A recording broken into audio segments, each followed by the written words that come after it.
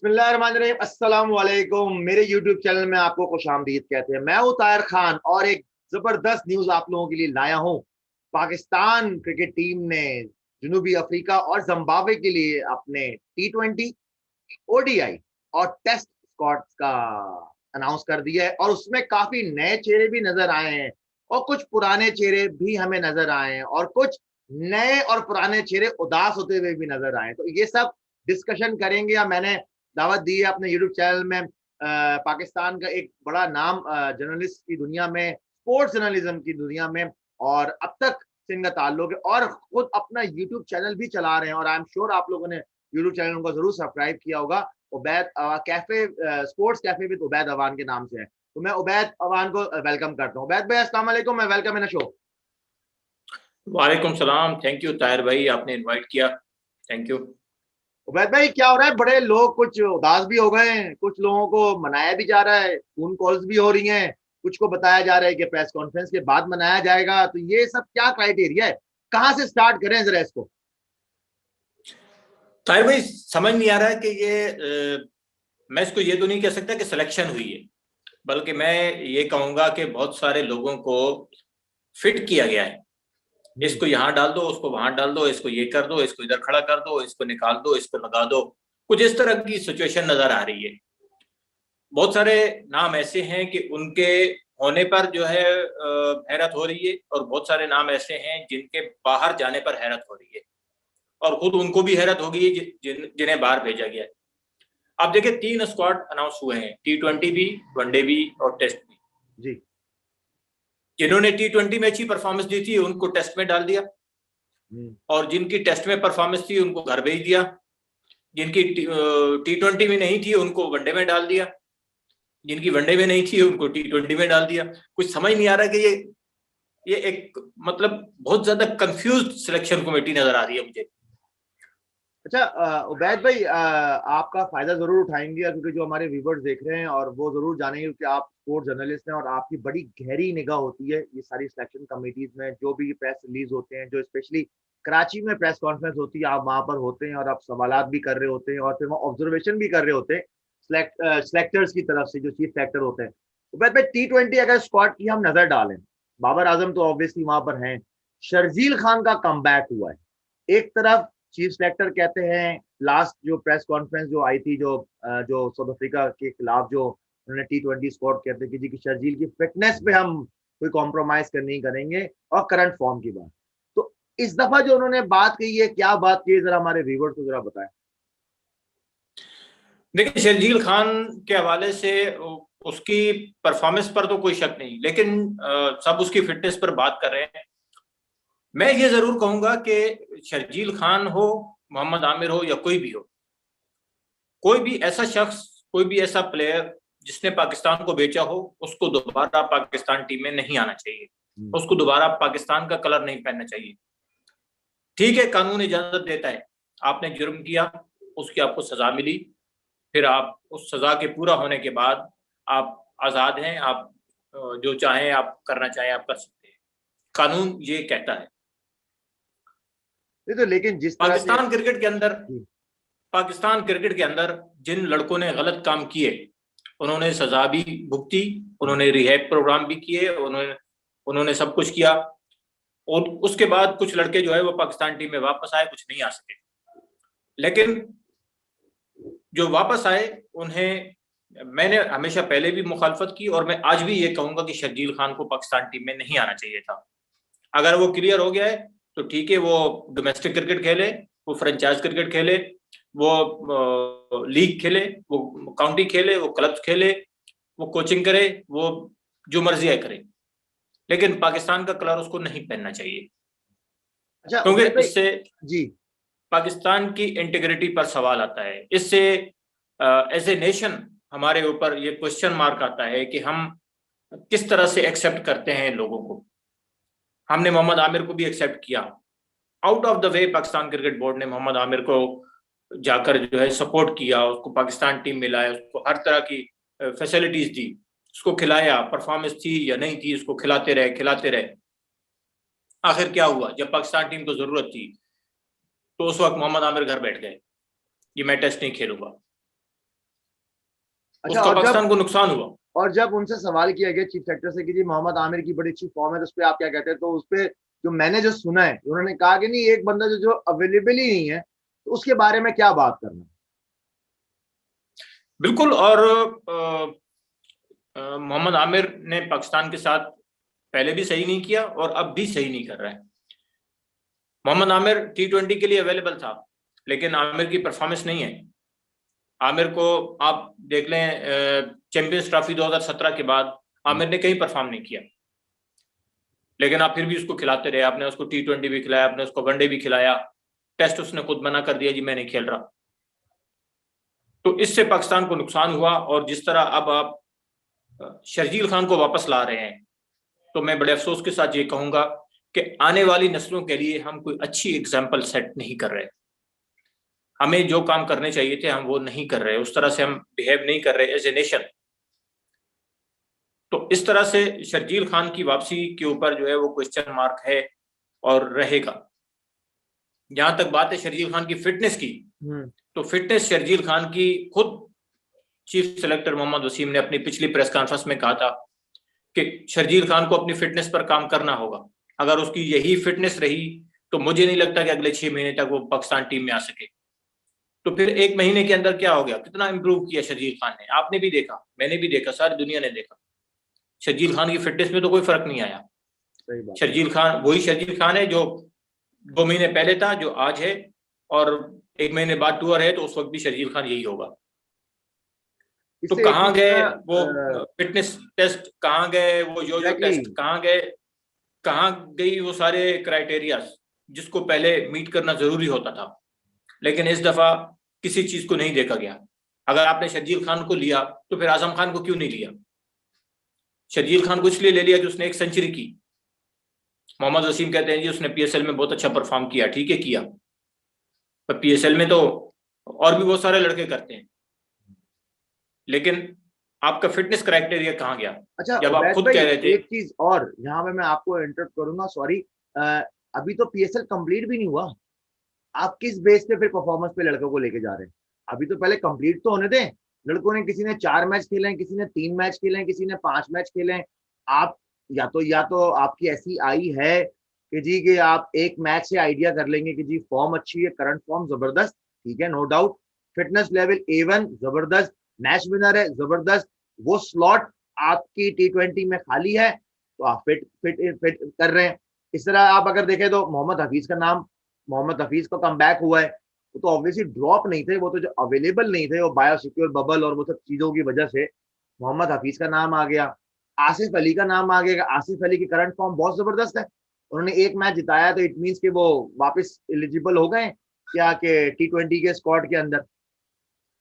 1 match नहीं जिताया, आसिफ अली ने 1 ओवर खेला। वो 1 ओवर की ही बात कर रहा हूँ ना, वो जो ओवर से जो मैच जीते थे जी, तो वो 1 ओवर के ऊपर आप आसिफ अली को दोबारा वापस ले आए। आसिफ अली की सिलेक्शन पर हर बंदा हैरान है कि आसिफ अली को कैसे सिलेक्ट कर लिया क्या। और हफीज की आपने बात की, तो मोहम्मद हफीज आपके सबसे तजर्बाकार प्लेयर हैं, सबसे मेन प्लेयर हैं जो कि परफॉर्म कर रहे हैं। एग्जैक्टली। और जिस तरह उनको साउथ अफ्रीका के खिलाफ T20 सीरीज में बाहर किया गया वो सबके सामने है कि बायोसिक्योर बबल की वजह से कहा गया जी आप इतने घंटे लेट हुए तो आप जो है वो नहीं आ सकते। तो उस वक्त भी मैं ये समझता हूँ कि हफीज के साथ ज्यादती की गई थी। बायोसिक्योर बबल क्या है और कितनी है वो आज सबको पता चल गया कि उसके ऊपर कितना अमल हो रहा था, और हफीज बबल से ही आ रहे थे, और यहाँ अगर वो चंद घंटे लेट हुए थे तो उसके बाद उनको दोबारा शामिल किया जा सकता था, लेकिन वो खैर बात पुरानी हो गई, पाकिस्तान क्रिकेट बोर्ड ने उसके ऊपर अमल नहीं किया था। लेकिन आप देखें कि अब्दुल्ला शफीक को T20 से बाहर कर दिया, अब T20 से निकाल के उसको वनडे टीम में डाल दिया। भाई अगर T20 में उसने परफॉर्म नहीं किया तो वनडे में वो कौन से रन्स के अंबार लगा देगा?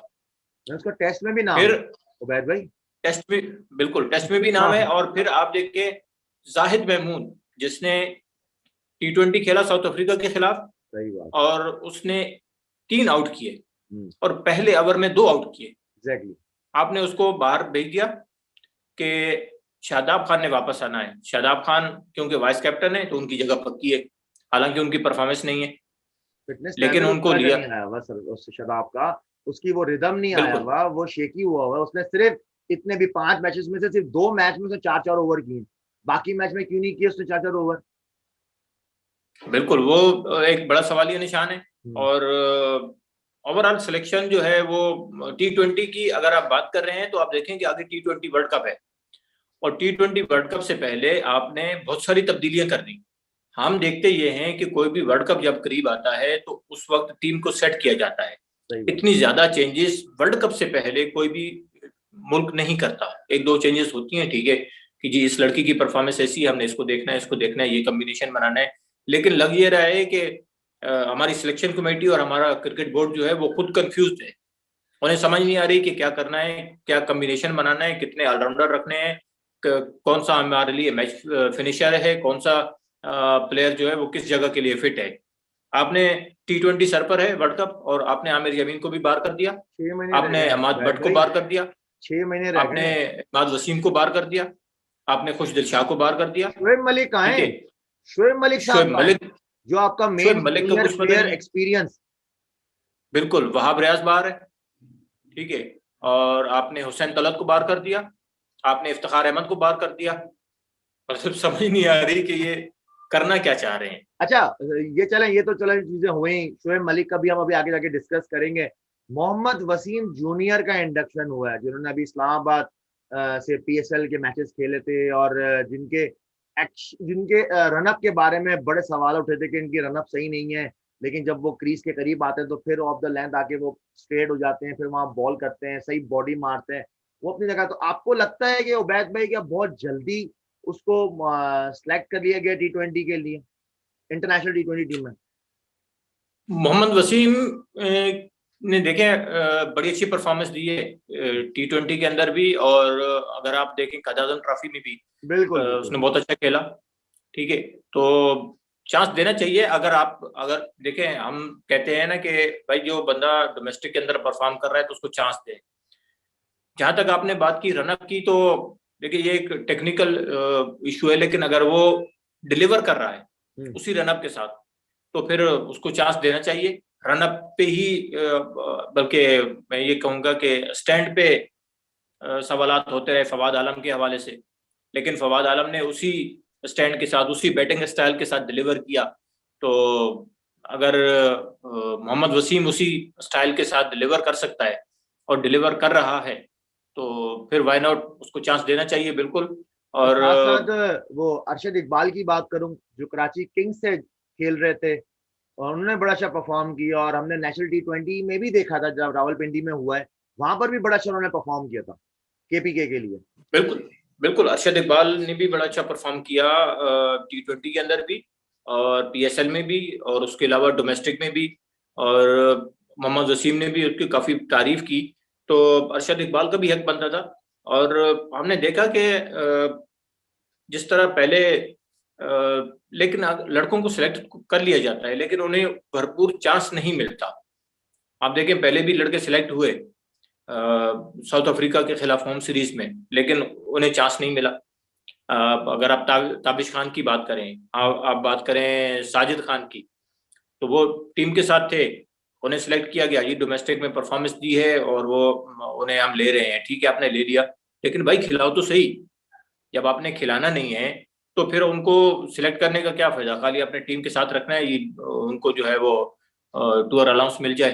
तो इस तरह से जो है ना वो आई उबैद थिंक भाई, कि वो सही। तो ऑब्वियसली वो तो बिल्कुल है, लेकिन जो कंडीशंस जितनी मुझे हम सभी जानते हैं साउथ अफ्रीका की स्पेशली, क्योंकि वहाँ हमारी टेस्ट तो नहीं है, टेस्ट क्रिकेट तो वहाँ नहीं है, टेस्ट क्रिकेट तो हमारी जिम्बाब्वे में है, क्योंकि जिम्बाब्वे की टेस्ट क्रिकेट की टीम हम हमसे ऑब्वियसली काफी नीचे है, लेकिन you never know, cricket is cricket, जो भी उस दिन सही खेलेगा वो ऑब्वियसली जीतेगा। लेकिन मैं समझता हूँ कि वो कंडीशन ज्यादा सूट करेंगी ताबिश खान को as compare to home condition, क्योंकि जो ताबिश खान जिस तरह का बॉलर है, वहां पर अगर शाहीन आफरीदी साथ हो, हसन अली वहां पर है, फहीम अशरफ होगा, ताबिश खान होगा, साथ आपका नुमान अली, क्योंकि एक ही स्पिनर बना रहा है, नुमान अली हो गया, जाहिद महमूद का टेस्ट में नाम है, और फिर मैं बात करूं साजिद खान का नाम है, तो ऑब्वियसली वहां पर आप 4 बॉलर से ही वहां पर आप जाएंगे, क्योंकि एक आपके पास सीमर होगा फहीम अशरफ, जो आपको हेल्प आउट कर सकता है। तो मैं समझता हूँ कि वहां पर ताबिश का ज्यादा अच्छा चांस मिलेगा एज कम्पेयर टू अगर हम अपनी कंडीशन में देखेंगे। तो अगर आप बात कर रहे हैं कि ताबिश खान को साउथ अफ्रीका में खिलाया जाए, तो मैं साउथ जिम्बाब्वे अफ्रीका की बात कर में रहा हूँ। तो देखे बहुत, जिम्बाब्वे हाँ में टेस्ट है, टेस्ट में उसका नाम है, ठीक है। जी, तो लेकिन अगर साउथ अफ्रीका में टेस्ट होते तो फिर मेरे ख्याल में वो मजीद बेहतर वहां पर परफॉर्म कर सकता था बिल्कुल ताबिश खान, बिल्कुल एग्जैक्टली। क्योंकि वहां की जो कंडीशन है, वहां के जो ग्राउंड्स हैं वो ज्यादा सूट करेंगे ताबिश खान को। और होम ग्राउंड पर देखें, उसने ज्यादातर क्रिकेट खेली है और यहाँ पर उसको चांस देना चाहिए था, खासतौर से जिस तरह से हमने देखा था कि यहाँ की कंडीशंस थी, तो उसको बहुत ज्यादा तजर्बा था। और होम ग्राउंड के ऊपर जो है वो खिलाड़ी को अगर चांस मिले तो वो उसको अवेल कर सकते हैं। हमने देखा कि हसन अली ने बहुत अच्छी परफॉर्मेंस दी रावलपिंडी के अंदर, तो अगर वहां पर ताबिश खान को भी मौका मिलता तो उसकी परफॉर्मेंस आती। बहरहाल अब देखते हैं, जिम्बाब्वे में उसको लेके जा रहे हैं, लेकिन बात वही है कि अगर ताबिश को चांस मिले वहां पर तो फिर वो यकीनन डिलीवर कर सकता है। अगर टेस्ट स्क्वाड की हम बात करें तो टेस्ट स्क्वाड के पूरे स्क्वाड को ही अगर हम डिस्कस करें, शाहनवाज दहानी जो काजम ट्रॉफी में भी बड़ा अच्छा परफॉर्म करते हुए नजर आए हैं, फिर वो सेकंड 11 से परफॉर्म कर रहा, सेकंड 11 से फिर काजम ट्रॉफी की फर्स्ट दिन की फर्स्ट टीम में आए, वहां परफॉर्म किया, वहां परफॉर्म करने के बाद फिर इनको इनका पीएसएल में नाम आया। तो एक जर्नी जो शाहनवाज दहानी ने तय की, और ये गालिबन शायद मोहम्मद वसीम ने भी आज अपने प्रेस रिलीज में जारी किया कि जी कि हम हमारी आई उन पे काजम ट्रॉफी में सीधी थी, हम चाह रहे हैं कि हम पहले हमको रेड बॉल से हम उनको यूज टू करें, फिर हम व्हाइट बॉल में लाएं। तो एटलीस्ट एक चीज तो क्लियर हो गई कि जी शाहनवाज दहानी का फ्यूचर बहुत ब्राइट है। देखिए, शाहनवाज दानी के लिए लोगों के नजरें थी T20 टीम पर, क्योंकि हाल ही में लोगों ने जो है वो उसको देखा था पीएसएल में और बड़ी अच्छी परफॉर्मेंस दी थी उसने मुल्तान सुल्तान्स के लिए। तो लोगों का ख्याल ये था कि T20 में उनका नाम आएगा। लेकिन जैसा कि आपने बताया, देखिए हमने भी देखा था, लोगों ने भी फिर मोहम्मद वसीम ने भी जिक्र किया कि कायद-ए-आज़म ट्रॉफी में जिस तरह से उसने परफॉर्मेंस दी थी और जिस तरह की उसकी जर्नी आपने बताई है, तो बिल्कुल शाहनवाज दानी के जगह बनती थी और उसका मुस्तकबिल रोशन नजर आ रहा है। अगरचे कि अभी उसको सिर्फ टेस्ट टीम में मौका मिला है, लेकिन उम्मीद है कि आइंदा आने वाले दिनों में वो मजीद अच्छी परफॉर्मेंस अगर उसकी टेस्ट में रही, डिलीवर कर पाया, तो नो डाउट कि वो T20 में भी, वनडे में भी वो आएगा। क्योंकि अब आपके पास स्पेस है। देखिए, वहाब रियाज टीम के साथ नहीं है, आमिर नहीं है, हसन अली वापस आया है, तो अब अगर आप फास्ट नसीम शाह नहीं बॉलिंग है आपके देखें, पास, नसीम शाह नसीम नहीं। शाह को आपने इंजरी, क्योंकि वो इंजरी की वजह से उनको ड्रॉप किया गया है। हाँ, नासिर शाह नहीं है आपके नसीम शाह। पास। फिर शाहीन शाह आफरीदी के ऊपर बहुत ज्यादा बर्डन है, आपने उसको भी कहीं ना कहीं रेस्ट कराना है। सही। तो आपको प्लेयर चाहिए। अगर ताबिश खान और शाहनवाज धानी डिलीवर करने में कामयाब हो जाते हैं तो फिर मेरे ख्याल में कि उनको मजीद भी चांसेस मिलेंगे। दूसरा, आपने टेस्ट की बात की तो बहुत ज्यादा हैरानगी होती है जब हम देखते हैं खासतौर से आबिद अली को, कि आबिद अली, आप पिछली 10 इनिंग में देखें, उसका कोई 1/50 नहीं है, सही। उसकी परफॉर्मेंस नहीं है। साउथ अफ्रीका के खिलाफ होम सीरीज में वो डिलीवर नहीं कर पाया।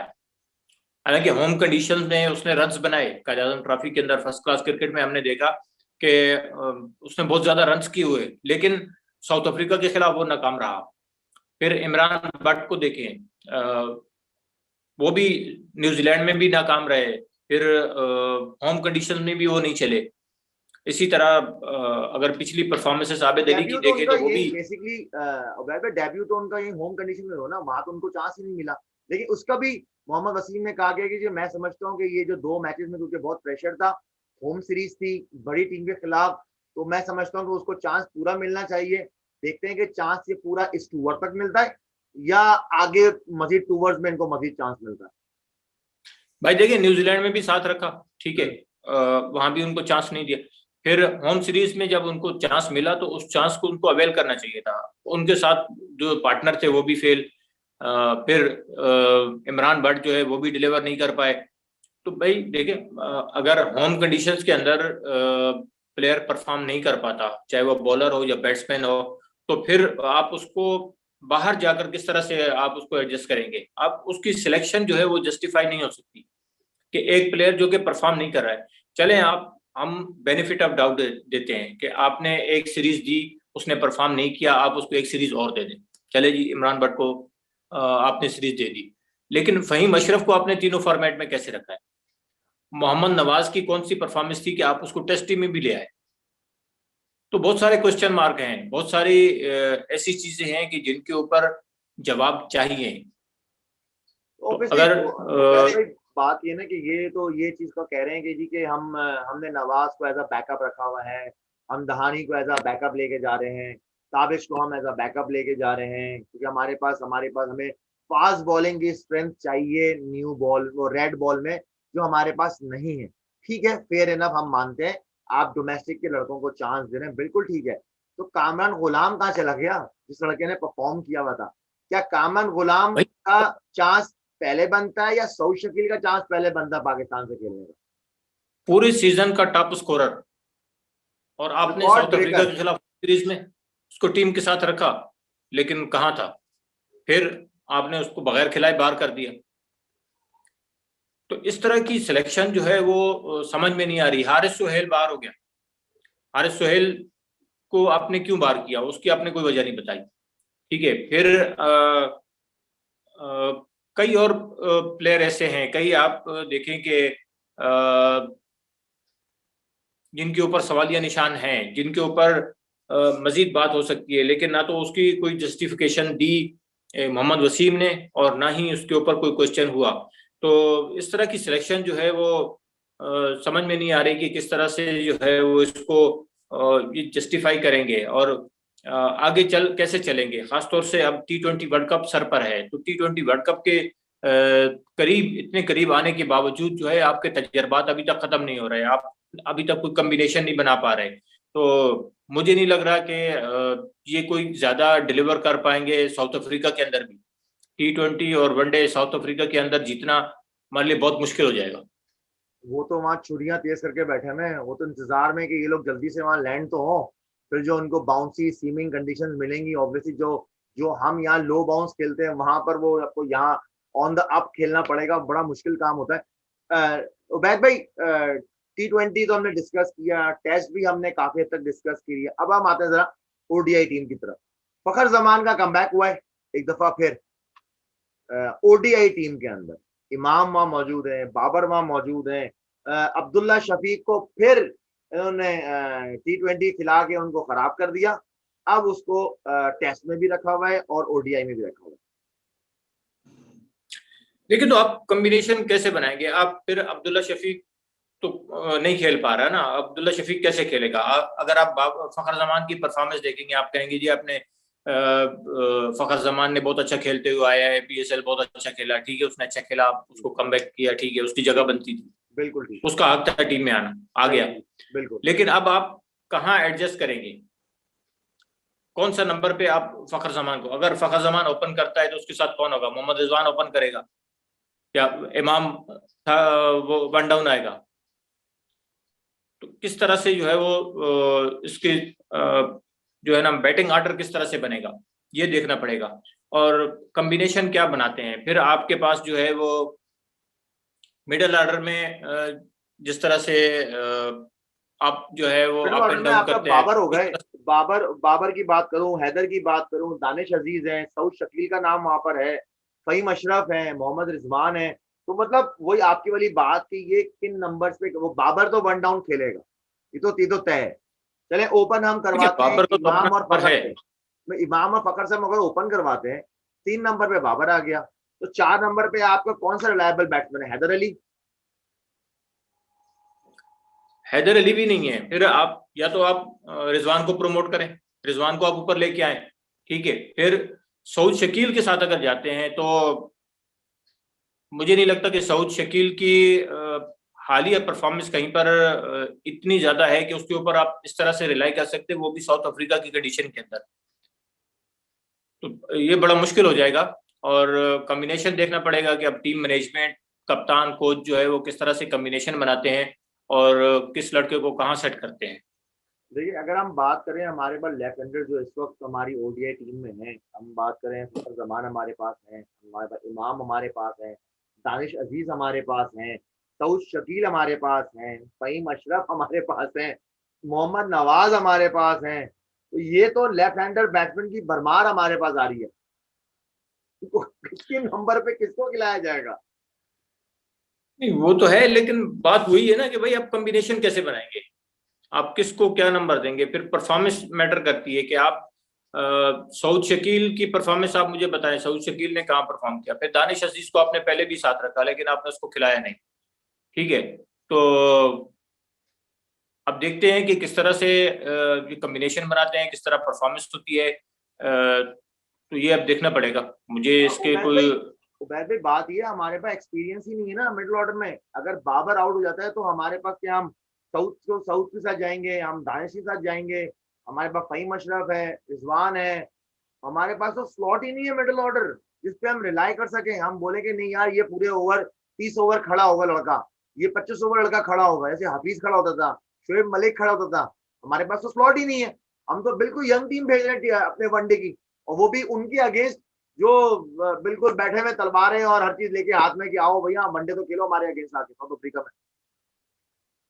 देखिए अगर रिजवान आता है चौथे पांचवें नंबर पे तो फिर वो एक ऐसा लड़का है कि वो एक लंबी इनिंग खेल सकता है, लेकिन उसको भी दूसरे एंड पर कोई चाहिए। अगर रिजवान आता है, अगर आपकी लेट सपोज के 3 विकेटें 4 विकेटें जल्दी गिर जाती हैं तो उसके बाद क्या होगा। उसके बाद अगर रिजवान खड़ा होता है विकेट पे तो उसके साथ दूसरी तरफ कौन होगा, फिर आपके जो है वो ऑलराउंडर हैं या फिर आपकी टेल शुरू हो जाएगी। तो आप मैच फिनिशर जो है ना वो इस टीम के अंदर हमें नजर नहीं आ रहा है। बात वही आ जाती है ना मैच फिनिशर की। अब आपको यहाँ पर आपके सीनियर प्लेयर बड़े याद आएंगे। यहाँ पर सीनियर प्लेयर आपको बिल्कुल, कौन यहाँ याद आएगा शोएब यहाँ पर? मलिक को होना चाहिए था। एग्जैक्टली शोएब मैं वही मलिक, शोएब शोएब मलिक की मलिक को बात यहाँ। कर रहा हूँ, मैं हफीज की बात कर रहा हूँ। आप उनको करके आप लाएं यहाँ पर, आपको इस वक्त जरूरत है। हाँ इनके साथ रख के आप हर 2 सीरीज में एक एक नया लड़का आप ट्राई आउट कर सकते हैं ओडीआई के अंदर, इंटरनेशनल वनडे के अंदर, क्योंकि आपके इंटरनेशनल वनडे आगे जाके वर्ल्ड कप तो वो तो फिर नेक्स्ट ईयर उधर बाद में जाकर है। अभी कम से कम आप लड़के को तैयार कर सकते हैं कि जी इनके साथ अंडर इनके शेड में रह के वो अपने आप को सेट करे। लेकिन हम यहाँ पर हम रिस्क ही नहीं ले रहे, हम सीनियर्स पे जा ही नहीं रहे, हम सिर्फ हफीज को लेके जा रहे हैं। शोएब मलिक, यार शोएब मलिक की परफॉर्मेंस बहुत जबरदस्त है इंडिया के अंदर। T20 वर्ल्ड कप सर पर है, आपके पास अभी तक स्पिनर्स रेडी नहीं हुए हैं वहां के लिए, आप उन्हीं स्पिनर्स पर रिलाई कर रहे हैं। बात यह है भाई कि वहां पर जिस तरह से आप देखें, जिस तरह से इंग्लैंड ने इंडिया को हराया यार जाके वहां पर, मतलब ये बहुत बड़ी एग्जाम्पल इंग्लैंड ने दे दी है कि भाई हम तो रेडी हैं T20 वर्ल्ड कप के लिए, आओ कौन इंडिया का मुकाबला करेगा, हम तो कर रहे हैं यहाँ पर। सही, बिल्कुल ऐसे ही है। आपको कंडीशन देखनी होती है कि आप जहां पर खेलने के लिए जा रहे हैं वहां पर उन कंडीशंस के अंदर आपको किन प्लेयर्स की जरूरत है। तो इंडिया के अंदर जैसे आप बात कर रहे हैं तो वर्ल्ड कप इंडिया में है, और इंडिया की कंडीशंस के अंदर आपको फिर उस टाइम कॉम्बिनेशन देखिए, आपसे अभी कॉम्बिनेशन सेट नहीं हो रहा। आप जो लड़के खेलते हुए आ रहे थे आपने उनको बाहर कर दिया, और जो बाहर बैठे थे उनको आप ले आए टीम में। अब वो आए हैं तो वो परफॉर्मेंस उनकी उस तरह से नहीं होगी। देखिए आपके जो T20 और वनडे है साउथ अफ्रीका के अंदर, तो वहां वो कंडीशंस हैं ये देखने के लिए कि किस प्लेयर के अंदर कितना स्टेमिना है, कौन सा प्लेयर किस तरह की परफॉर्मेंस दे सकता है। तो वहां हमारा जो पास्ट का रिकॉर्ड है बहुत खराब है साउथ अफ्रीका के अंदर। T20 और वनडे में जो है ना हमारा रिकॉर्ड साउथ अफ्रीका के अंदर बहुत खराब है। अगर हम अभी भी वहां पर हार गए तो फिर आप दोबारा आके फिर आप चेंजिंग करेंगे। फिर हमने जाना है इंग्लैंड, ठीक है, इंग्लैंड जाएंगे, फिर वहां की कंडीशन अलग है। फिर जब आप वर्ल्ड कप खेलने के लिए जाएंगे तो वहां कंडीशन बिल्कुल मुख्तलिफ है। तो आपका कॉम्बिनेशन किस तरह से बन पाएगा मुझे कुछ समझ नहीं आ रहा। ये बड़ा ट्रिकी आपने बड़ा अच्छा डिस्क्राइब किया है उबैद भाई, क्योंकि ये बहुत ट्रिकी हुआ है, क्योंकि जो सिलेक्शन कमेटी ने तो अपनी पूरी सिलेक्शन फेयर अपने ऑनेस्टी के साथ तो उन्होंने स्क्वाड दे दी है। अब देखना है कि आपके हेड कोच, आपका कैप्टन, आपका वाइस कैप्टन, जो भी फॉर्मेट का उस वक्त बैठा होगा, आपका मैनेजर, आपके assistant bowler, bowling coach, assistant आपका बैट्समैन, वो किस तरह से किस प्लेइंग 11 को वो उतारते हैं। क्योंकि वहां पर तो आपको यहाँ वाला बायो सिक्योर बबल जो अब सिक्योर नहीं रहता, वो तो वहां नहीं मिलेगा। वहां तो आप चिड़िया सही। भी पर नहीं मार सकती उस जगह पे। वहां तो जरा सा आपने किया तो आपको वापसी की टिकट कटेगी, और फिर बदनामी अलग होगी, आपकी तो होगी होगी, और फिर बिल्कुल। मुल्क की बदनामी ज्यादा होगी। तो ये तो बड़ा सही बात। सोचना होगा, क्योंकि अब जो कैंप लग रहा है, आपका कैंप सुनने में आ रहा है, क्योंकि जो हमारे पास, आपको ज्यादा इसका इल्म होगा, क्योंकि पंजाब में शायद खेलों की सरगर्मियों को रोक दिया गया है कोविड 19 की वजह से। तो वो शायद मेरे ख्याल में से कराची आ रहा है कैंप। तो इसके बारे में कोई न्यूज है उबैद भाई आपके पास, जो हमारे व्यूवर्स को बताएं आप? इसके बारे में पाकिस्तान क्रिकेट बोर्ड का ये कहना है कि प्लेयर्स के कोविड टेस्ट होंगे। ठीक है, 16 तारीख को वो अपने घरों पे टेस्ट देंगे, उसके बाद 19 को वो कैंप में आएंगे। कैंप जो है वो पाकिस्तान क्रिकेट बोर्ड अब तक ये कह रहा है कि कैंप लाहौर में लगेगा, और लाहौर में जो है वो बायोसिक्योर बबल बनाया जाएगा, वहां पर तमाम लड़कों को बुलाकर जो है वहां पर ट्रेनिंग कैंप होगा। लेकिन लग नहीं रहा कि लाहौर में ये कैंप हो पाएगा। इस कैंप को कराची आना चाहिए, और क्योंकि पाकिस्तान पंजाब स्पोर्ट्स बोर्ड ने और पंजाब गवर्नमेंट ने पूरे सूबे के अंदर जितनी भी एक्टिविटीज थी खेलों की, वो सारी खत्म कर दी हैं, सस्पेंड कर दी हैं कोविड की वजह से। तो अब पाकिस्तान क्रिकेट बोर्ड वहां पर क्यों कैंप लगा रहा है, इसकी कुछ समझ नहीं आ रही कि जब पूरे सूबे के अंदर कोई एक्टिविटी नहीं हो रही, तो फिर ये कैंप किस तरह से लगेगा, और किस तरह से आप इस बायोसिक्योर बबल को बरकरार रखेंगे और इसको किस तरह से बनाएंगे। तो ये एक बहुत बड़ा चैलेंज होगा। तो मेरे ख्याल में इस कैंप को कराची आना चाहिए। मगर अभी तक तो पाकिस्तान क्रिकेट बोर्ड इस बात पर डटा हुआ है कि ये कैंप लाहौर में लगेगा, और कैंप से पहले घरों के अंदर एक टेस्ट जो है वो प्लेयर्स का होगा 16 तारीख को, और उसके बाद 19 तारीख को ये वहां पर कैंप के अंदर लड़के जाएंगे, और वहां पर फिर दोबारा टेस्ट होगा। और जब ये साउथ अफ्रीका रवाना होंगे तो उससे पहले इनके दोबारा से टेस्ट होंगे। तो ये सूरत हाल है अभी तक की, जो पाकिस्तान क्रिकेट बोर्ड की तरफ से हमें बताया गया है। अच्छा उबैद भाई, एक चीज का आपका जरूर फायदा उठाऊंगा, और हमारे व्यूवर्स को ये चीज पता लगनी चाहिए कि अब जो पीएसएल के दौरान जो लड़कों को जो आपका जो वायरस के जो इंजेक्शन लगाए गए थे, तो ऐसे कितने प्लेयर्स हैं इस स्क्वाड के अंदर कि आपको अप्रोक्सीमेट आप आइडिया कर सकते हैं कि जिन्होंने वो वैक्सीन लगवाई थी?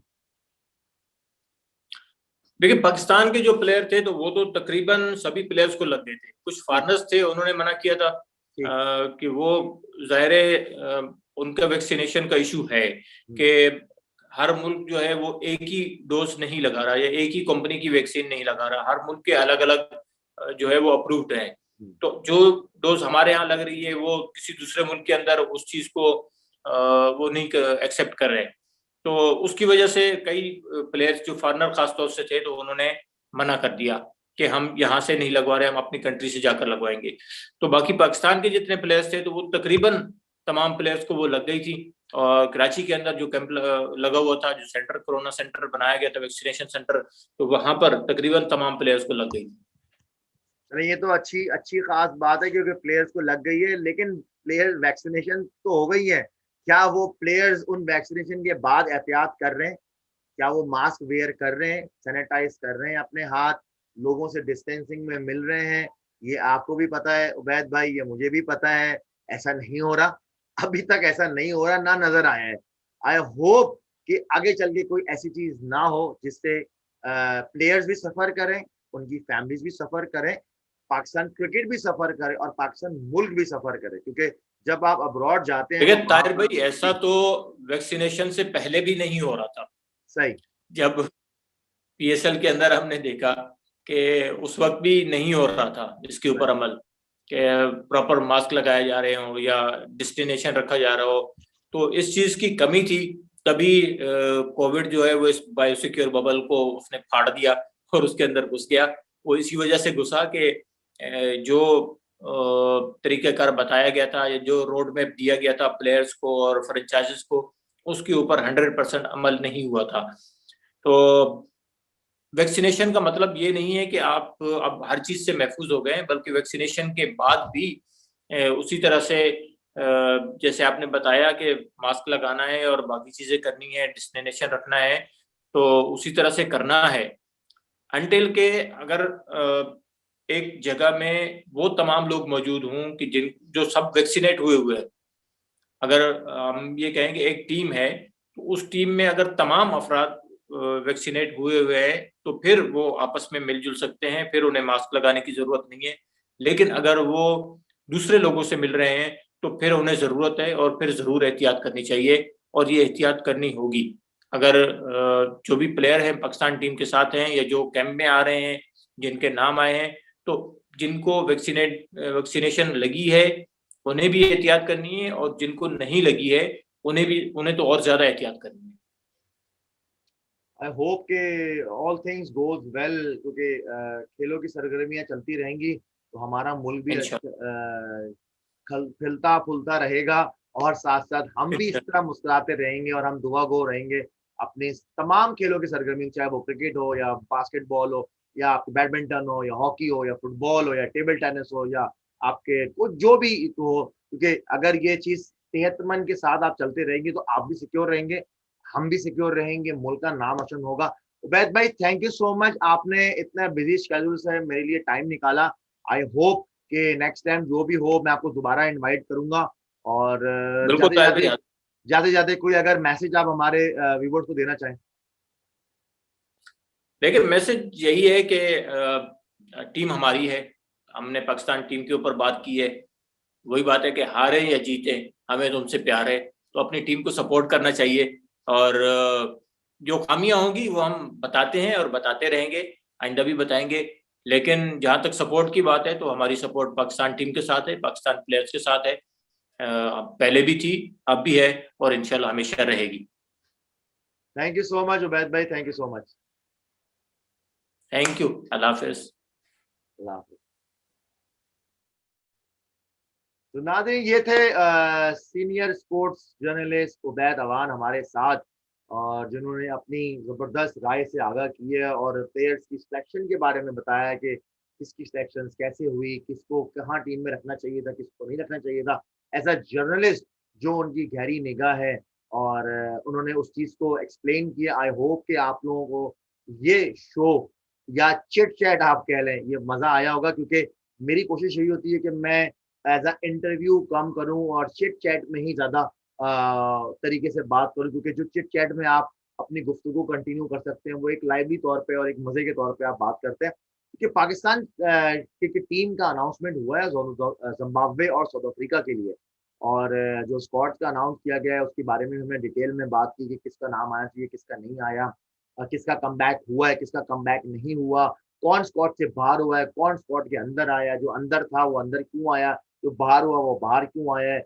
ये सारी चीजें हमने डिस्कस की। आई होप आप लोगों को मजा आया होगा। अगर मजा आया होगा तो अपना फीडबैक देना ना भूलें, और मुझे इजाजत दीजिए। इंशाल्लाह ताला जिंदगी रही तो फिर एक नए चिट चैट एपिसोड के साथ आपके साथ हाजिर होऊंगा। अपना बहुत ख्याल रखिएगा। अल्लाह।